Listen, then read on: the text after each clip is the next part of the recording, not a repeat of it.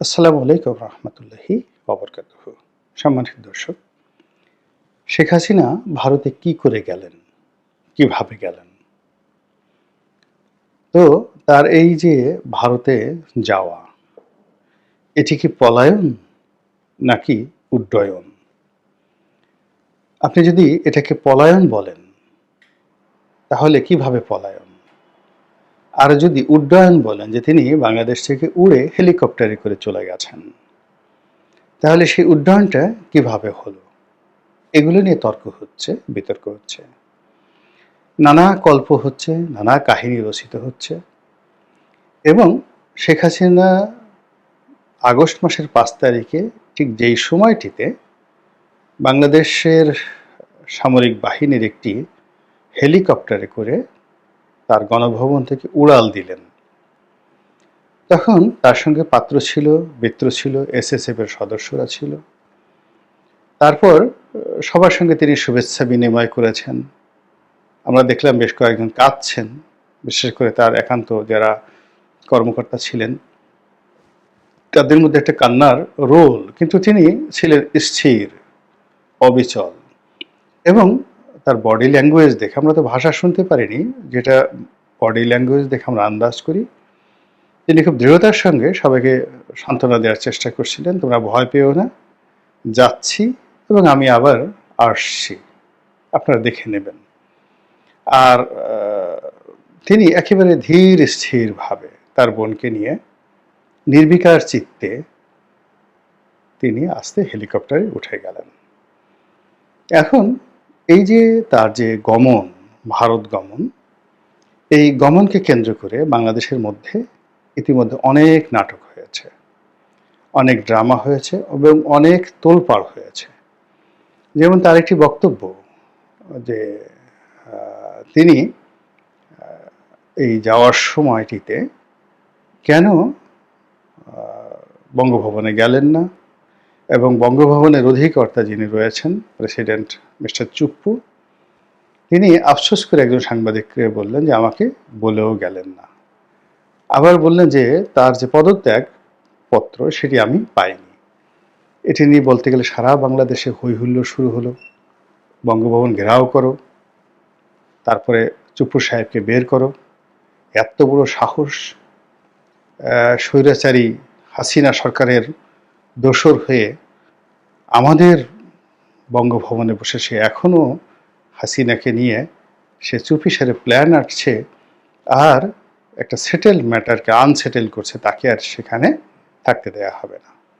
বিশাল আয়োজন করে ঘটা করে সেই বঙ্গভবন আক্রমণ করা হলো, ঘেরাও করা হলো, কিন্তু শেষ অবধি কী কারণে যেন আর কোনো কিছু হয়ে উঠল না। এই গেল একটা।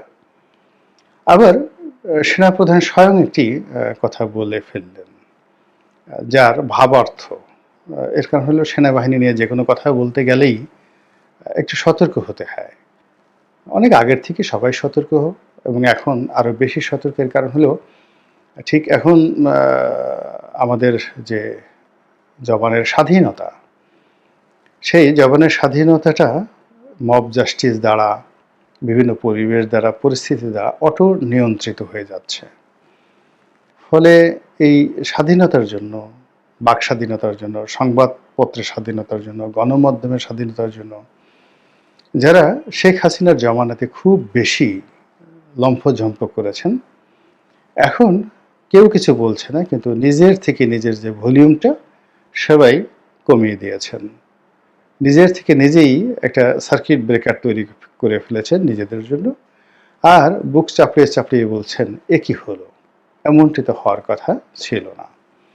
তো যা বলছিলাম যে শেখ হাসিনার জমানাতে জেনারেল আজিজকে নিয়ে কথা বলতে আমার অন্তত কোনো সমস্যা হয়নি। লিডারসে বলেছি, বেনজিরকে পুলিশের আইজি সমালোচনা করেছি, কিছু কিছু ক্ষেত্রে খুবই অপ্রিয় এবং নিষ্ঠুর কথাবার্তা বলেছি। কোনোদিন পুলিশ হেডকোয়ার্টার থেকে, ডিজিএফআই থেকে, এনএসআই থেকে, ডিবি থেকে, এসবি থেকে কখনো কোনো টেলিফোন তো দূরের কথা, বরং ও সকল অফিসের কর্মকর্তারা আমাকে দেখলে আরও 10 হাত দূরে থাকতেন, কেন জানি বলতে পারি না। কিন্তু এখনও ওখান থেকে কোনো কথাবার্তা হচ্ছে না। কিন্তু যে দেশে প্রধান বিচারপতিকে পালিয়ে যেতে হয়, অ্যাপিলেট ডিভিশনের বিচারপতিদেরকে পদত্যাগ করতে হয়, যে দেশে একেবারে এজলাসে বসা অবস্থায় হাইকোর্টের একজন বিচারপতিকে হুকুম দিয়ে, নির্দেশ দিয়ে নামিয়ে দেওয়া হয় বা নেমে যেতে বলা হয়, তারপর আবার তার শরীরকে লক্ষ্য করে সেখানে ডিম ছুঁড়ে মারা হয়। তো এবং এরপর আরও অনেক কিছু।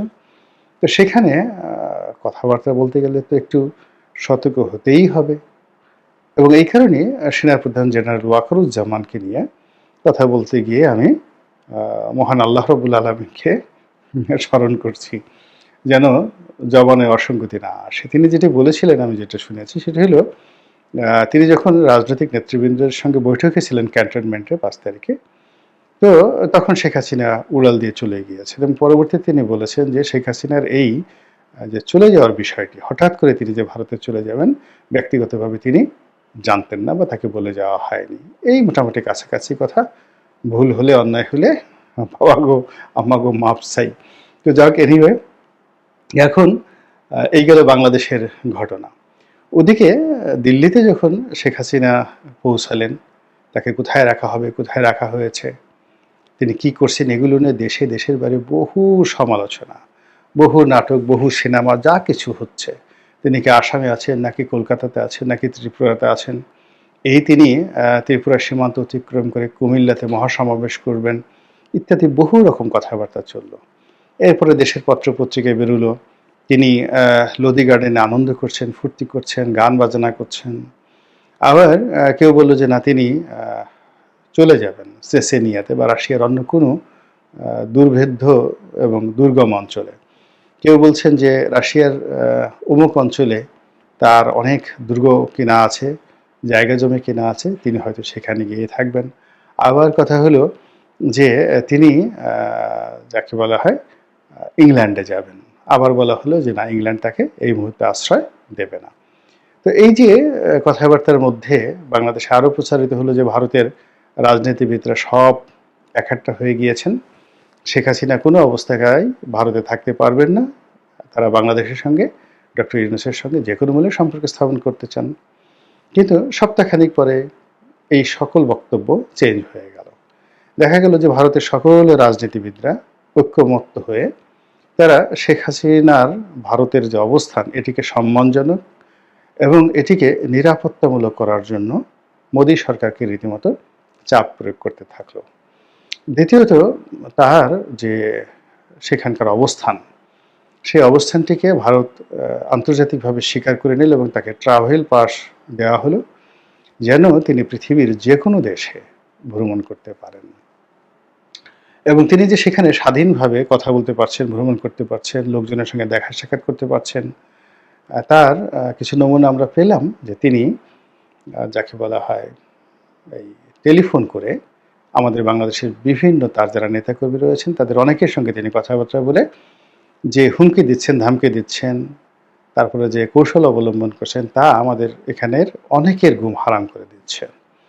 তো এই সকল তর্ক বিতর্কের মাঝেই শেখ হাসিনাকে নিয়ে অতি সম্প্রতি ভারতের প্রধান গণমাধ্যমগুলোতে যে কাহিনীগুলো আসছে, এটা সত্য মিথ্যা আমরা জানি না, সেই কাহিনীগুলো হলো যে শেখ হাসিনাকে ভারতে নেওয়ার জন্য ভারতের যে নিরাপত্তা উপদেষ্টা মোদী সরকারের মিস্টার অজিত দোভাল, আপনারা তাকে সবাই জানেন, তাকে এ যুগের জেমস বন্ড বলা হয়, ভারতের জেমস বন্ড।